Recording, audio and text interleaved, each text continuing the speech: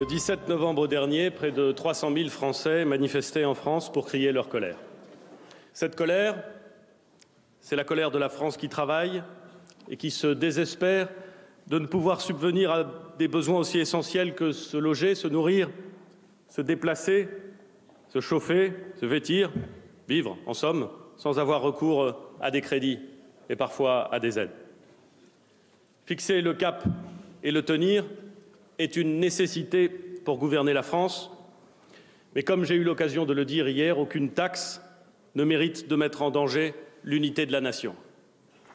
C'est pourquoi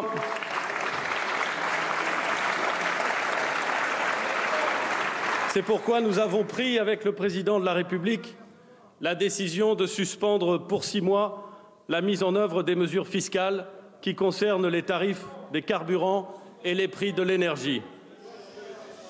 Les suspendre, non pour endormir ou pour tromper, mais pour débattre.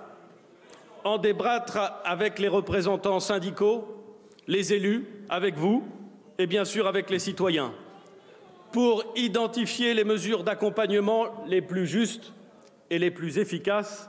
Je le dis ici, si nous ne trouvons pas les bonnes solutions, alors nous n'appliquerons pas cette taxe. Un mot également du remplacement de l'ISF par l'IFI. Nous continuons de taxer la fortune immobilière et cet impôt rapporte plus d'1 milliard d'euros.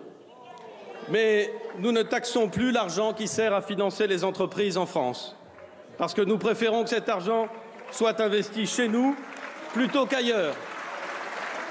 Comme le Parlement l'a souhaité, un comité composé d'experts et de personnalités qualifiées, dont des parlementaires, effectuera le bilan de cette réforme. Nous ne craignons pas ce débat, il est nécessaire, il aura lieu. Les événements de samedi dernier doivent nous conduire à faire preuve de la plus grande prudence et de la plus grande détermination. C'est pourquoi le ministre de l'Intérieur a invité celles et ceux qui envisageaient de se rendre à Paris samedi prochain pour manifester à ne pas le faire, non pour faire taire leurs revendications, mais pour ne pas se retrouver piégés par ceux qui, nous le savons, s'organisent déjà pour semer le désordre et le chaos. Aux casseurs, je veux dire, nous leur ferons face et nous serons intraitables.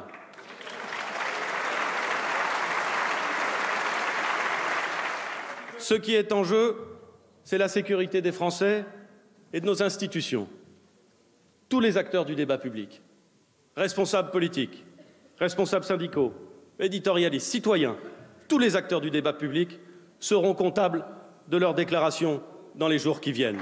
Oui, je lance ici un appel à la responsabilité.